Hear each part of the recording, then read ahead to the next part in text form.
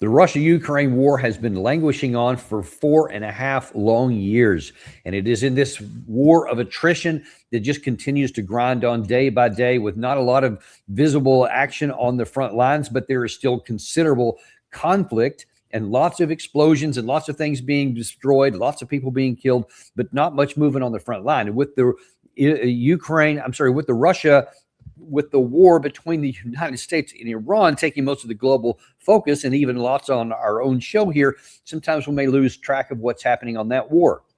It is not, however, static or stable. In fact, it appears to be moving in directions that lead us to the conclusion things may be going south, and it may be possibly even expanding beyond the borders of Ukraine. And I know that may surprise a lot of people, but that's one of the reasons we have with this back today for the first time in a while. Ian Proud from His Majesty's Diplomatic Service from 1999 to 2023, former British diplomat, used to serve in Moscow in the British embassy there. So he has a lot of direct experience on how the Russians think, what they mean when they say certain things. And he's just a great guy, too. Ian, welcome back to the show.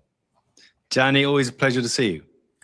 Well, listen, there's lots of things to be going on. We want to kind of get a head start and run it into this because really kind of the big headline here overnight is that as Keir Starmer has now, or I guess is about to leave as the Prime Minister of Great Britain, he seemed to give a parting gift to the Russian side in that it appears that he allowed the Ukraine side to use Storm Shadow missiles on a number of strikes. Some are reported in Voronezh, I always mispronounce that. Possibly Belgorod and possibly even some other places too that are in the border area there. So it appears to be an escalation of sorts. Even before we get into anything else, what do you make of these reports that it was Storm Shadow missiles used in Russia, not just in the Russian-controlled parts of Ukraine today? Well, it's not the first time this has happened, of course. This first happened about 18 months ago, if you recall, when Biden, they're going through the whole HIMARS debate at that time. And then Storm Shadow and Scalp, the French version, were being deployed. And my biggest recollection from that time was that shortly after, there's the first Oreshnik strike on the big Vine metal plant in Ukraine. So one thing I know about the Russians is they always respond to any action. So they will respond. It's just in their DNA to do so. Putin doesn't have the political headroom not to respond, particularly now. So there'll be some sort of response. We need to kind of see what that's going to be. Either another Oreshnik hitting somewhere, most likely in Ukraine. But I think the other risk right now is on the high seas with all these kind of, being having attempted seizures by the Royal Marines and others. So I think that's another potential flashpoint that I don't think too many people are thinking about right now. Yeah, there has been a lot of concern from the beginning of this war all the way through, at least in the initial parts, from the West, that, well, we have to be careful with what we do to Russia because we can't risk this war escalating. We can't, cross any Russian red lines that might cause them to strike into Europe and cause this to become a NATO Article 5 kind of war against Russia, which then could all too easily go nuclear. And so there's a lot of concern about every little thing that would be added. First it was let's do artillery, those 777 mobile artillery from the United States, and then all right, well, let's expand a little bit more. Let's use armored vehicles, and then Western tanks, and then long range missiles, and then short range missiles, and then it was all the way up to F-16s. Yeah, and remember, Biden famously said at the beginning of the war, well, we can't use F-16s. That's going to equal World War III, so we can't do that. And then, of course, later on. Turned out that's exactly what we did. And every time there was not a Russian strike outside of Ukraine. Now, as you pointed out, Russia always does respond to what happens to them, but in ways that seem, at least by many Westerners, seems kind of tame and restricted within the borders of Ukraine. What is if you can kind of help us understand what may be in the Russian mentality and why did each of these at least alleged red lines get crossed without any apparent Russian retaliation beyond the borders of Ukraine? I think Putin is genuinely concerned about a strike on the sovereign territory of a NATO member. And of course, whenever the Ukrainians use Storm Shadow and systems like that, including US systems, there's always a blurring of the line that they're Ukrainian controlled, even though everybody knows they rely on Western intelligence for them to operate and so on. But unfortunately, that There's been a lot of mission creep on the UK side. Ukraine has developed its own domestic missile and drone capability now, but actually we're helping them to do it. The Germans are helping them to do it. So actually, all of the missiles that Ukraine is using to strike deeper and deeper inside of Russia, actually Voronezh is not that far inside, but they recently struck, for example, Moscow and oil refinery there. The more knees deep we are getting into it because we're helping Ukraine build the stuff they're using to strike further into Russia. And therefore the risk is growing even stronger. And the pressure is growing on Putin internally. On the hawkish side, he always has a kind of a liberal side and a more hawkish side, and he's always trying to balance the two. But from the hawkish side of the Russian political elite, there will be growing pressure on him to kind of strike back really hard against what they see as essentially NATO encroachment, with UK being public enemy number one, followed closely by the Germans. So, we're getting into very risky territory now. And Starmer, he's a busted flush. He's just lost his job. There's potential for him to be a bit of a loose cannon on his way out because he hasn't spoken to Putin once in 2 years. He's not interested in any diplomatic settlement. He hates Russia. And so I worry a bit what decisions he might take before he leaves office and the consequences that will result from that from the Russian side.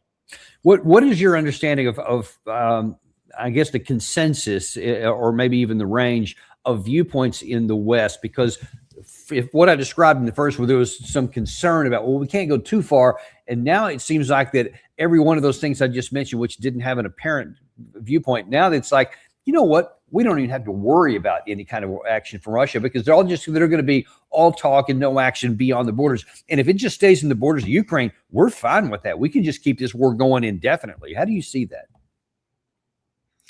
Well, I see it from the other end of the telescope.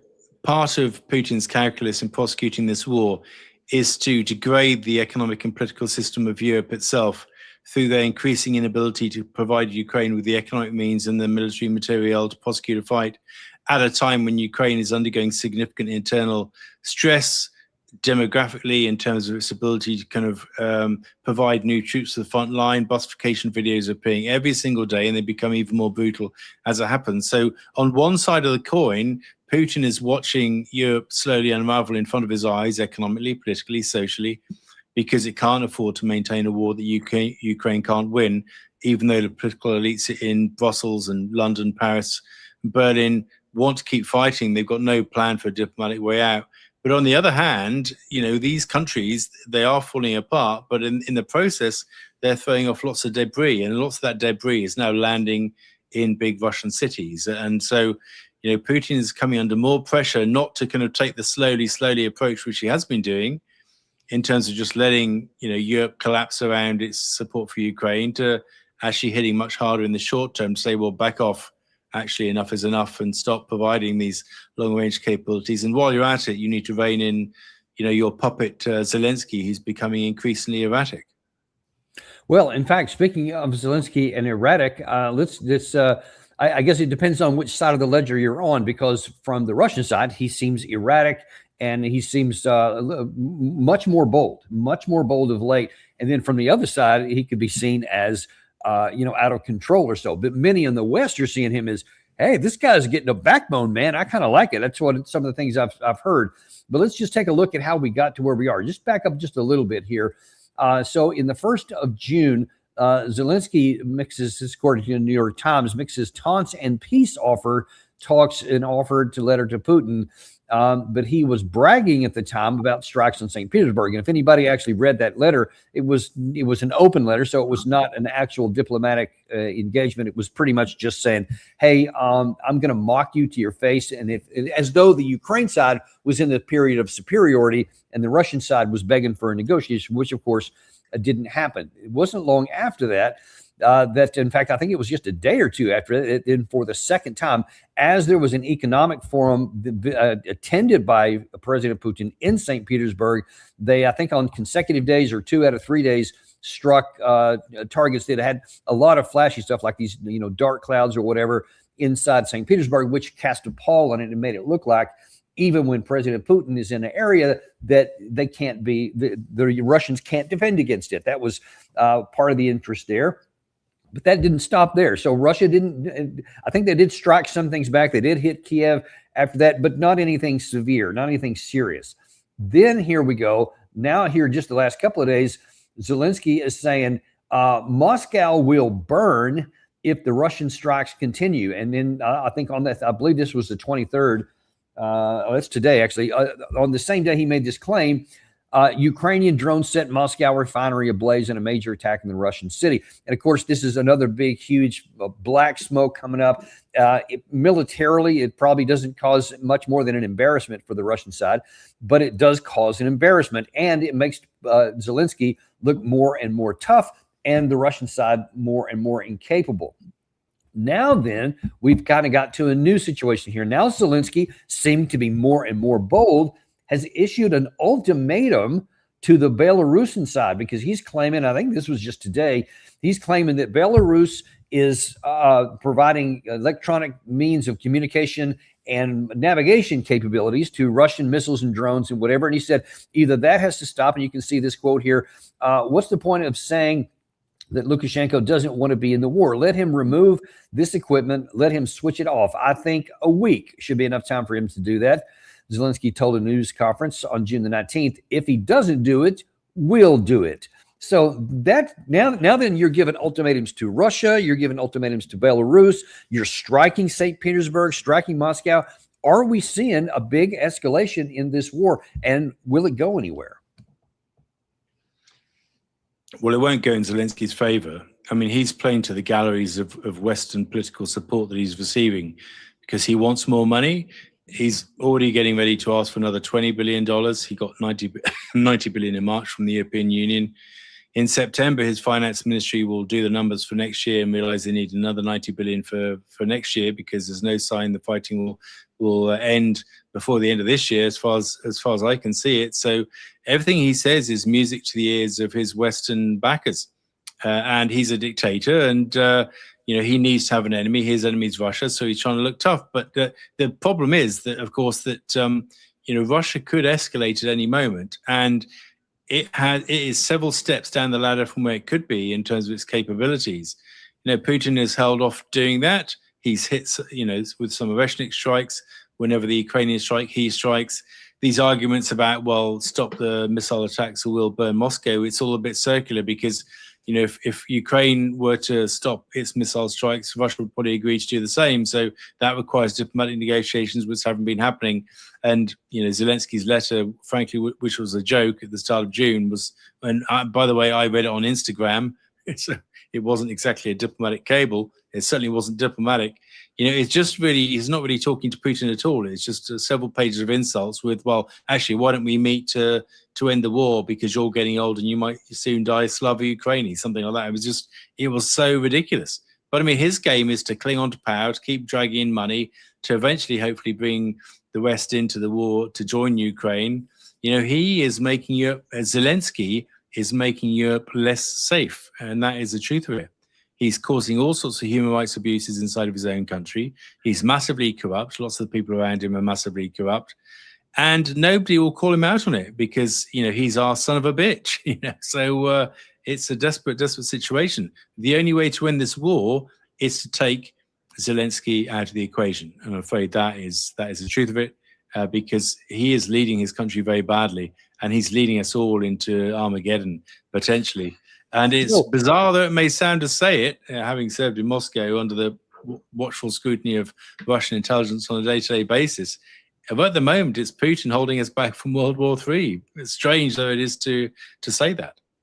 Well, and that kind of leads me into a couple of questions. Those videos, Gary, if you can start rolling that tape again and you just were playing there, that is not just some minor shots here. I mean, those are some major shots in Moscow. These huge explosions, these massive clouds here, drones flying and falling all over the place, missiles falling in.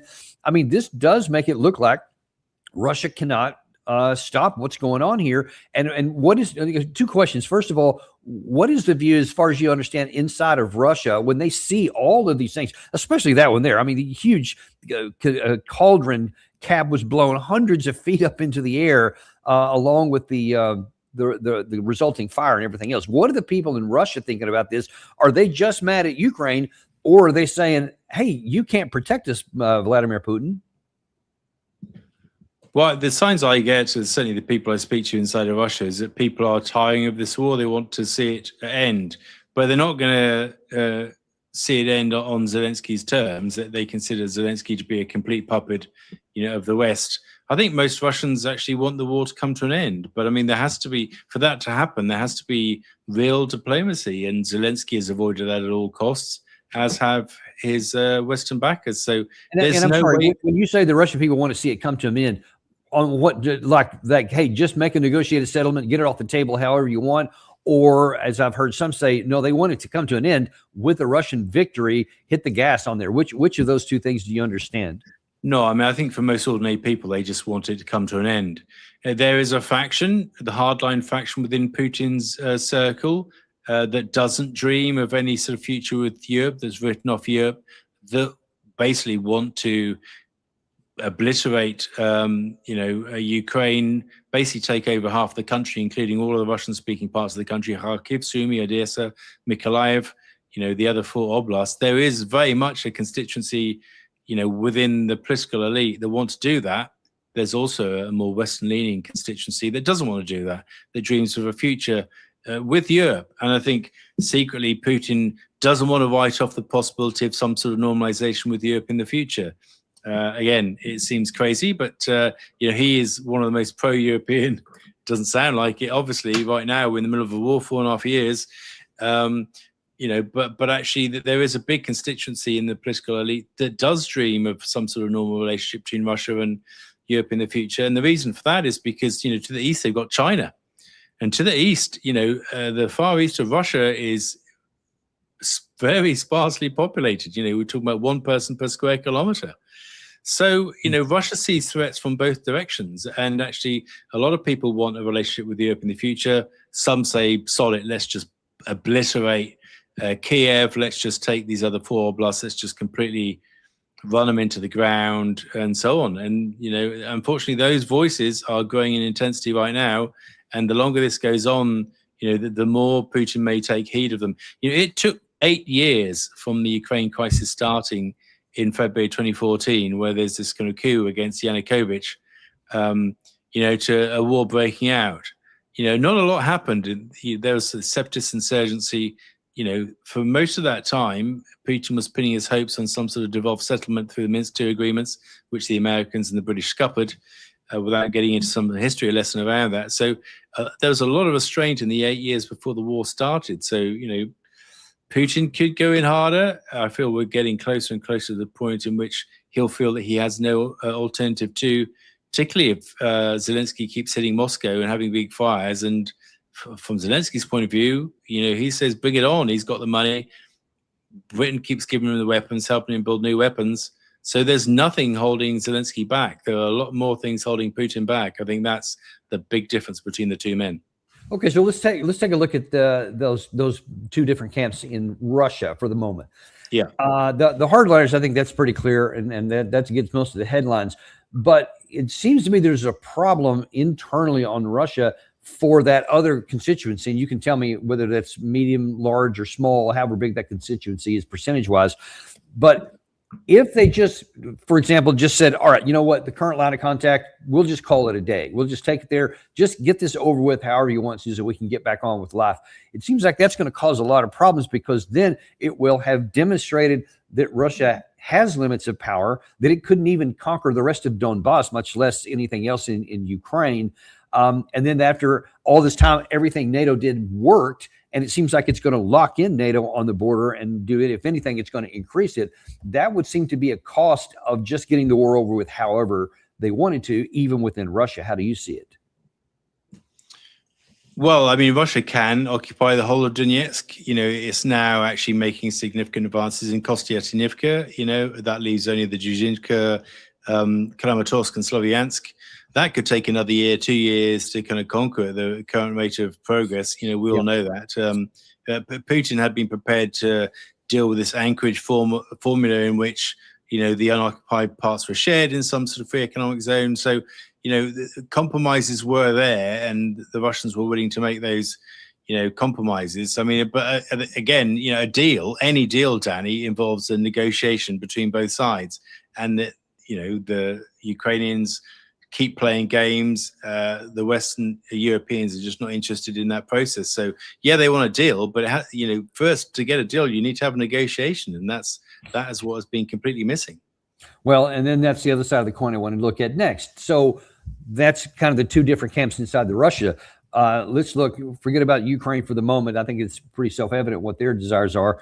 But let's look at Europe. What do they intend to accomplish?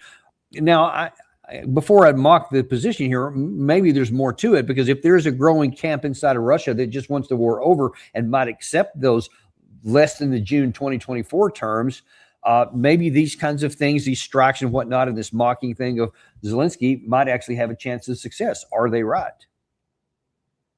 No, they're not. I mean, I think the truth is you can't win a war by committee, and Europe is essentially one big committee. They can't really decide anything quickly, but what they can agree on is that they hate Russia.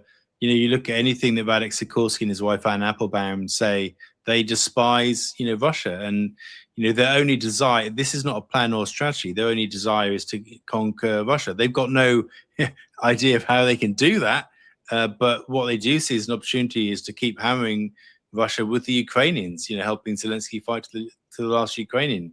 They have no other plan beyond that. You look at the Poles, for example, they don't want to send their troops in to fight in Ukraine.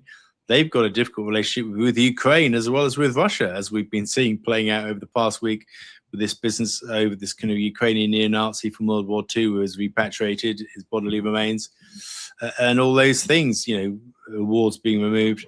The French are not going to fight for Ukraine. The French see that when Ukraine joins the EU, if they get the same benefits as France, then all the French farmers are going to lose their subsidies. So, Europe is in a schizophrenic. The truth is that Europe is in a really schizophrenic position on its policy towards Ukraine.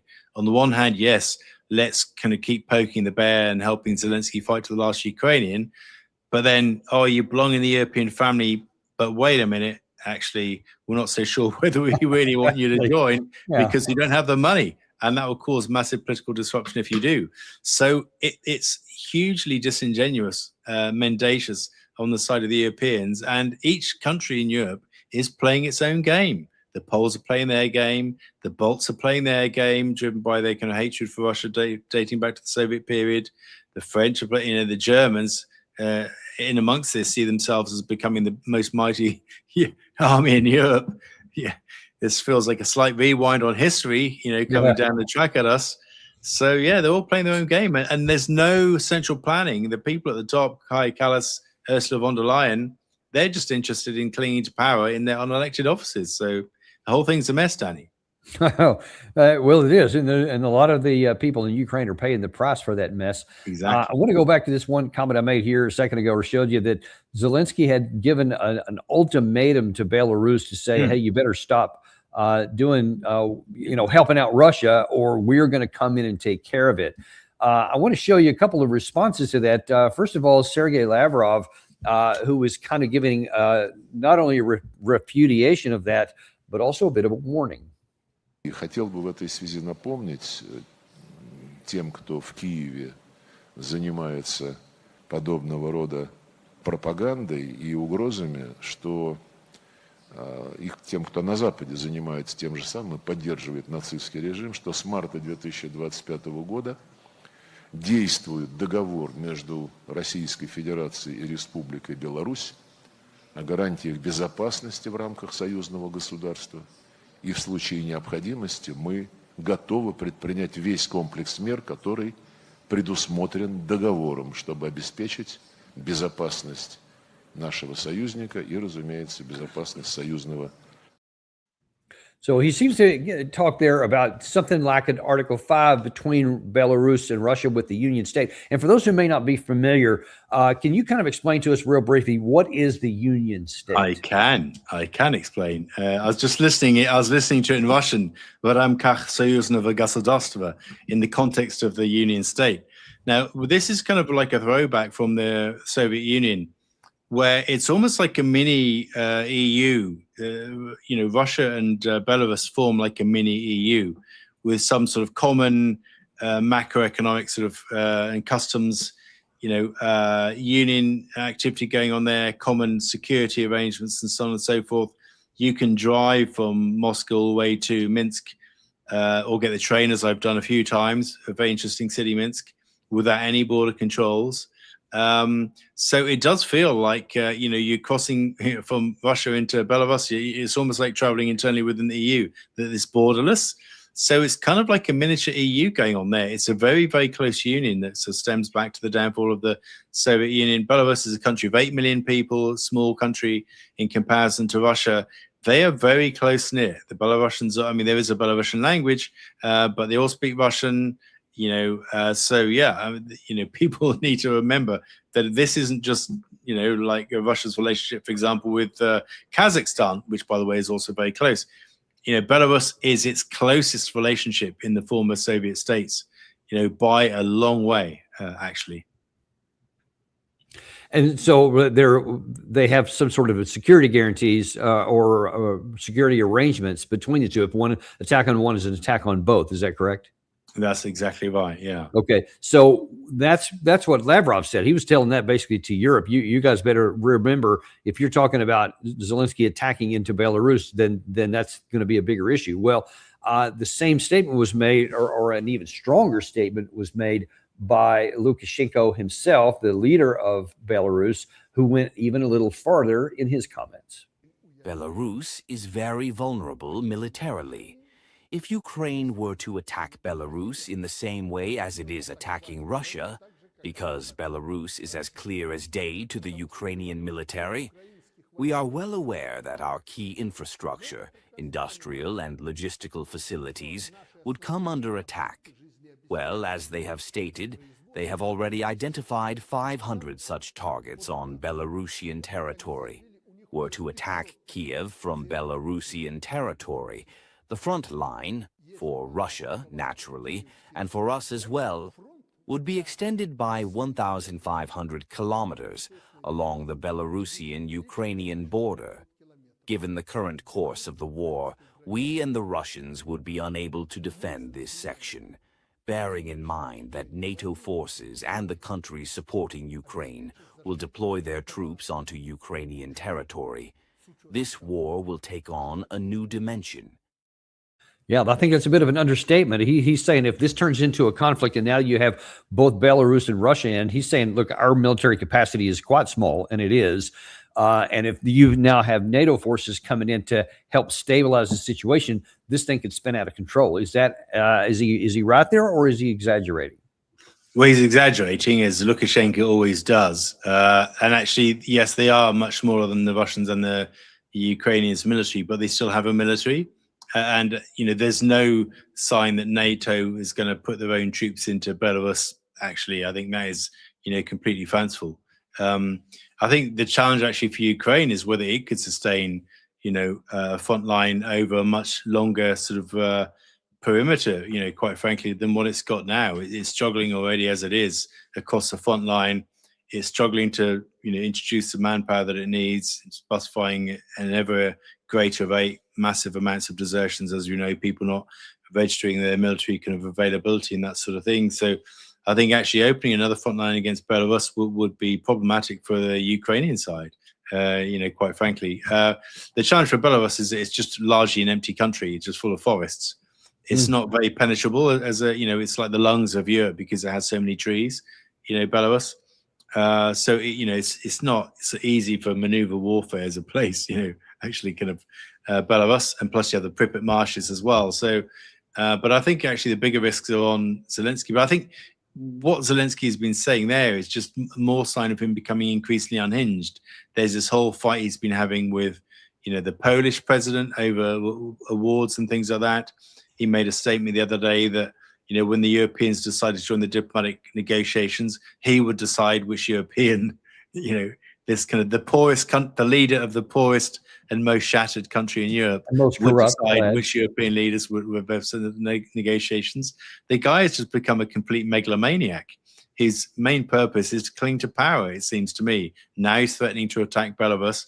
I don't think that's going to work out very well for him, quite frankly. But Lukashenko always exaggerates, always exaggerates. And I think he's actually playing his cards close to his chest, because I think the Russians, some hawkish people on the Russian side will be licking their lips at that idea and just having a big, wider front to kind of torment the Ukrainians with. Yeah, so we'll have to wait and see whether Zelensky is foolish enough to actually act on that. I mean, whether these repeaters or wherever these communication towers are, it's not like there's just one or two of them. And if he goes in and strikes those, it's not going to probably solve the problem he's thinking of, but it sure is going to cause some other ones. We'll see how that works out. I want to look now at kind of the European. We talked about them just a second ago from their perspective on this. And the interesting thing here, there was about 2 weeks ago at a Senate testimony, the Secretary of State Marco Rubio went in, and he was talking about, I think at the time it was an $8 billion package that we were giving to the Ukraine side. And he point blank said, hey, listen, we're not neutral in this. We're not a mediator. We're on the Ukraine side, and we're helping them too, which is different than how Trump entered into office, but we'll leave that where it is. The president of the European Council made, ironically, a very similar statement and pretty emphatic just yesterday. The European Union is not, and we do not intend to be mediators. The European Union is on Ukraine's side. We have been with Ukraine through the war, and we will be with Ukraine after the war. Second, what is clear also is, unfortunately, that we don't have credible signs from Russia that Russia wants to engage in serious negotiations for the time being. Well, I think what he's just defining there is serious negotiations, meaning so far Russia hasn't come hat in hand and told us they'll do what we tell them to do. So that's not serious, because Russia has been, they've never left the negotiating table as far as I can see. How do you see that part of it? Well, Costa's actually doing some backpedaling there because he's got in a lot of hot water with the European leaders, because his office did reach out to the Russians to open up a diplomatic back channel to start having dialogue with the Russians, and all hell broke loose with the Germans, the French saying, how dare you talk to the Russians? And now cap in hand. When was that? I'm sorry, I missed that. Oh, that was just literally in the past couple of days. Yeah. Oh, I see. Literally in the past couple of days. So now cap in hand, he's saying, no, we won't act as a mediator, because he got in deep doo-doo because he tried to mediate and he got in trouble from the Europeans, kicking off, how dare you talk. But the irony is actually that, that several European leaders for over 8 or 9 months now have been saying, well, we should talk to Russia. Alexander Stubb, the president of Finland, has said it. Emmanuel Macron, the president of France, has said it. Bart de Wever, the prime minister of Belgium, has said it. Even Ursula von der Leyen has said it. But that's the point about you can't win wars by committee. They can never quite agree who the person is going to be that talks to Russia, let alone what they would talk about if they spoke to them. So that Costa remark is embarrassing, frankly, to watch, because he's been caught red-handed trying to talk to the Russians and people are unhappy about it. His point about we see no meaningful signs that Russia wants to engage in negotiations is utter nonsense. You know, it's the Europeans who are refusing to talk to Russia. You know, it's Zelensky who's refusing to talk to Putin. I mean, he keeps doing all these stunts, that letter from the 1st of June, that thing in Istanbul in last summer, you know, when Trump was pressuring Zelensky to have talks. He said, well, meet me in Istanbul, Putin, almost like he's inviting him in for a cage fight in MMA. All right. It's like, it's just one stunt after the other. Nobody in Europe wants to talk to Russians. And the cheek of it is they say that actually, you know, that we see no signs that the Russians want to talk to us. If all they did, Macron, Merz, maybe, and Ursula von der Leyen, the three of them, said, let's have a meeting, Putin, Putin would say yes. Of that, I am absolutely sure. You know, they could choose some sort of neutral venue. That would be fine. If they just put the hand up and say, well, you know, without Zelensky in the room, you know, for a change, we'll just meet you, Putin, on some neutral territory, and we'll have a discussion about the way forward. He would say yes. Of that, I have absolutely no doubt in my mind at all. But they can't agree to talk to each other, let alone to anybody else. And it's just a joke, Danny. I'm afraid it's embarrassing. That Costa thing was embarrassing, particularly when you think about the context of his words, that he's red-faced and having to essentially say, well, I didn't mean it. I didn't mean to try and talk to the Russians. It's Embarrassing. I didn't mean to do something that made sense. My bad. Okay, well, so I got to ask again. Then, what is, if there even is such a thing as the European position? What is their plan if they don't want to talk? I mean, surely, Ian, they've got to be able to count. They've got to be able to look at economic issues. They got to be able to look at the balance of power of the militaries. They got to see that a war of attrition is just never going to work out in Ukraine's favor. So what is the end state for them if there is one? There isn't one. Oh man, that's not the answer I was looking for. Because that, how can you be an intelligent person and not have an end state? There is an end state, Danny, if they have a negotiated settlement, and that end state is that they'll all lose their political offices, and they know that because they spent 4 years saying we'll beat Russia, and we'll ensure a strategic defeat of Russia. We'll break Russia up into several constituent countries. Ukraine will win. We'll take back Crimea and all these things. And they've been telling their voters for years at massive expense, impoverishing their voters, increasing joblessness, closing down factories across their country. Energy costs are sky high because they refuse to buy cheap Russian energy. They said all this is worth it because we're going to win. The moment that they sign some sort of diplomatic agreement with the Russian side, they will have to tell to the voters that actually, we tried our best to win, but in the end, we couldn't win. And that will have devastating political consequences for all of them because they lied. All this time, Danny, they lied. They thought they could defeat Russia and they have failed to do so. And that is why there is no plan, because they just don't know what to do. Well, they're going to have to figure something else out. I don't know if they're going to get another job or what, because wars of attrition are nearly always won by the side that has the greater logistics, manpower, and the inputs. And that's not changed. That's still on the Russian side. But what might be changing, Ian, is that the Russian side might be changing. Vladimir Putin gave a comment, a statement this morning, I think it was this morning on Russian time, addressing kind of where he is on the war, and he sounded a little bit more angry.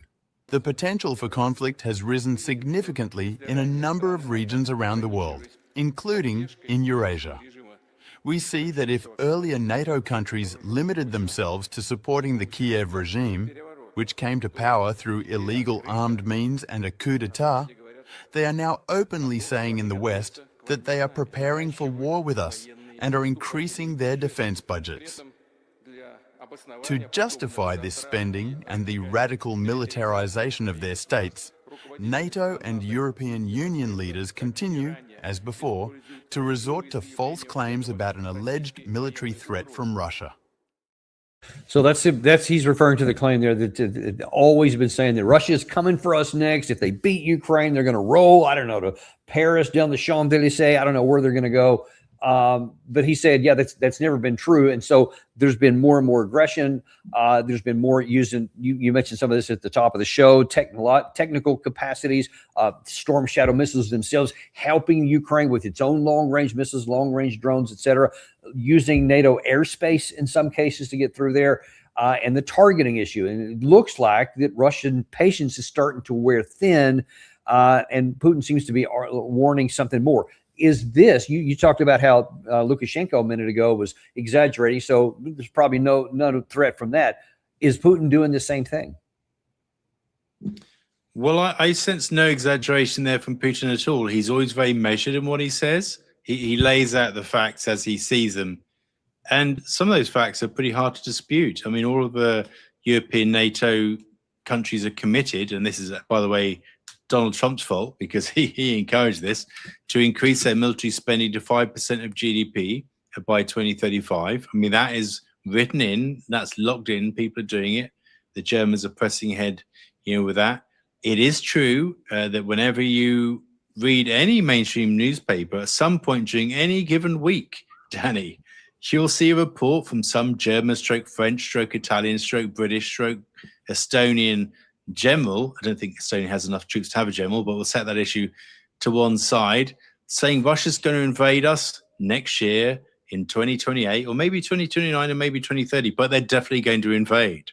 So This is happening all the time at a time when Europe is increasing its defense spending on the basis that, people keep making these false claims, and I do believe they're false, because if he'd wanted to strike NATO, he'd have done a long time ago, rather than waiting so long, that Russia's going to attack NATO. It's not going to attack NATO. It's not in Russia's interests, and it has never been in Russia's interest to attack NATO, quite frankly. So what he's talking about is what he sees in the West, and what lots of realists like you, like me, also see, that, defense spending is going up, scaremongering is going up, and he's just pointing this out. But now, is there a scenario, because there has been a lot of talk of it here lately, where Russia may strike outside of Ukraine, especially if these strikes continue on and hitting deep into their country, by striking factories where drones are made, where missile components are made that are used inside of Ukraine against Russia. There's been some claims, and I think you probably have seen some. Karaganov has even said on Glenn Deason's show, and some others, that, hey, we may be needing to strike some of these targets inside of Europe as a reestablished deterrence. Do you see that as a possibility? I do. I don't think we're there yet. I think there are a couple of escalation steps that the Russian could take within Ukraine before it gets to that. By the way, that also includes the use of tactical nuclear weapons inside of Ukraine. I think we're not at the stage where Putin's going to roll that dice, because that is a big escalation step up the ladder. And yes, Storm Shadow, were paid for by the Brits. I mean, all of Ukraine's military kit, all of its ammunition, it's all paid for by us already. So we've been knees deep in this war from the very beginning. Yes, we've given them more and more sophisticated kit. They're using it deeper inside of Russia. They're using our intelligence to target and that sort of stuff. Our knees are getting further deep into the mud. But we don't actually have our avowed troops on the ground in Ukraine at this time. Of course, we do in some specialist roles, of course, but we don't have troop formations as such. So I think that is becoming a greater possibility. I don't see that as a short-term possibility. I do see a big escalation within Ukraine itself as a very real short-term possibility. Possibly, I mean, I was talking to Stanislav Krapivnik earlier today, and he was talking about basically landing a nuclear weapon on Lviv in the far west, right on Poland's border, and getting people to think about that, for example. And he was serious, about that. So I mean, he's on the. He's a friend of mine. I mean, I've got nothing against him. Former U.S. Army officer, actually, as it happens. But he's very much on the hardline faction, you'd say. But this is what people are talking about: just nuke Lviv, right next to Poland, and say, well, okay. What are we going to do next? And people are talking about this openly now. Karaganov was talking about using nuclear weapons. This is not Medvedev, who says random stuff, just to act as a bit of a lightning rod. More and more people are talking about this now, and people should sit up and ask themselves whether we really want to be getting it to that stage. Because, before we even hit NATO, Russia could do a hell of a lot more damage within Ukraine than it's done so far. A hell of a lot more. I mean, you'll know their military capabilities better than me. It's been very attritional. They've not put too many troops into the fire.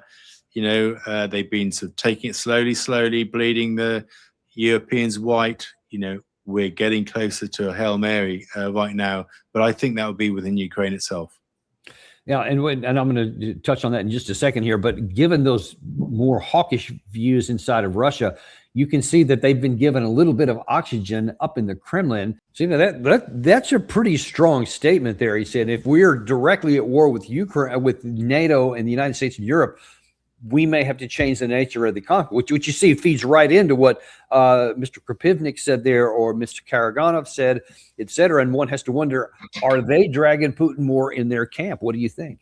Yeah, they are. Yeah, I mean, I think it's not they're dragging him in this camp. He always has two camps, the hardliners and the moderates. I mean, people don't realize that there are moderates in Russia, but there really are moderates in Russia. I know a lot of them very well. But he's finding it harder to ignore the hardliners. I think that's the truth of it. And what he's saying there is very much for them, as it was for NATO countries, to show them that he's thinking about doing this. But I still think we're some way off that. What I do think is possible, and I've been talking about this quite a lot lately, is that Russia sinks a NATO ship in international waters. I think that that is much more likely. You know, you saw the Royal Marines seize a tanker in international waters in the English Channel. Yep. Yeah, I think, and then shortly afterwards, the Admiral Grigorievich, fired a warning shot at a yacht, British yacht that's sailing nearby. I think that's where the flashpoint is going to come, actually, because Russia would feel it's able legally to defend that action as being in international waters, following a threat against its kind of economic interests on the high seas. But yeah, I mean, we're getting closer to a direct strike on NATO. I don't think Russia's going to strike first. I think, frankly, the first nuclear bomb lands on a Ukrainian city, everybody will want to talk. I think you know that as well as I do, Danny. I think, one nuke happens, then suddenly everything changes anyway. It doesn't matter that it's in Ukraine. Yeah. And suddenly I think the Europeans and the Poles, who don't have nuclear weapons yet, would suddenly find themselves, like Radek Sikorski, much more keen to negotiate at that point in time, I believe. And Russia knows that. I mean, there's a reason why Russia produces so many world chess champions. I mean, they're not going to do the big Hail Mary on NATO before NATO explicitly does it on them. I just don't think we've reached that tipping point on the Russian side yet. Russia wants to avoid that. They've always wanted to avoid a direct conflict with NATO, and I believe that they still do. But, time is running out. Yeah, that is the problem, and really to kind of to reinforce your theory there. You recall, I guess it was about 3 weeks or so ago, a lot of noise, including Medvedev, but also Lavrov and several other Russian officials said, "Hey, you better get out of Kiev because of what they have done to us. We're going to strike them and hit them hard. We're going to hit decision-making centers. We're going to hit other command and control centers, et cetera, but much bigger than has happened before." And nearly nothing happened. There was some strikes. There was some drone fire, some missiles, nothing out of the ordinary from what happened before. And so people think, well, it was just a bunch of hot air. Well, today, Sergei Lavrov says 2 months ago, we officially warned all foreign colleagues, both embassies and representative offices of companies, that we recommended that in order to avoid misunderstandings, evacuate from Kiev. This recommendation remains in force. That's just today. Why do you suppose that he's reissuing that today? Well, Ukraine has just hit Moscow, and so Russia is going to hit Kiev even harder. I mean, that's just in the logic of their military statecraft. That's just what they're going to do. And so they're issuing a warning that, weapons are going to be, munitions are going to be landing heavy on Kiev. So, if you want to stay safe, then stay away, really. And that's why they're doing that. Every time Ukraine hits Moscow, St. Petersburg, Russia will always strike back. And if they can, and they normally can, they'll strike back even harder. And that is just how they operate. And we know that. They know that we know that. And so he's just reinforcing that warning. That suggests that, there'll be missiles incoming possibly as we speak. And so what do you think might be the sequence of events? Because you said you don't believe, from how you understand the Russians, and you've lived and worked with them for a long time as a diplomat. What might be the sequence of events to even get to a nuke inside of Ukraine? Now, I would imagine that something's coming for Kiev here pretty soon, maybe more Oreshniks or so. But how many more steps would have to go before you think that it's plausible or even concerning that there might be a strike inside of Ukraine? Well, I think we're only 2 or 3 steps away from that point. I mean, so far, Wow. Ukraine is only hitting logistics. So they hit an oil refinery, Gazprom Neft, an oil refinery in Moscow. That created a big black cloud of smoke, right there.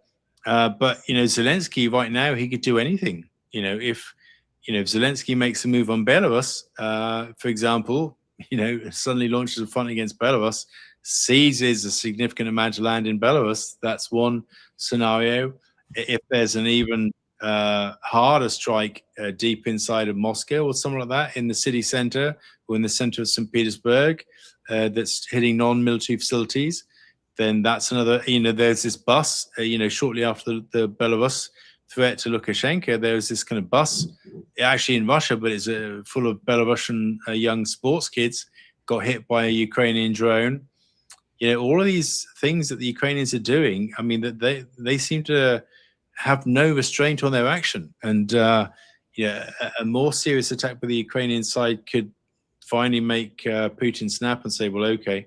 You know, you'll recall, Danny, in the run up to the war, there was this kind of phony war where there were back and forth negotiations. It was obvious that Biden wasn't going to make any concessions to Russia in terms of its concerns on NATO enlargement.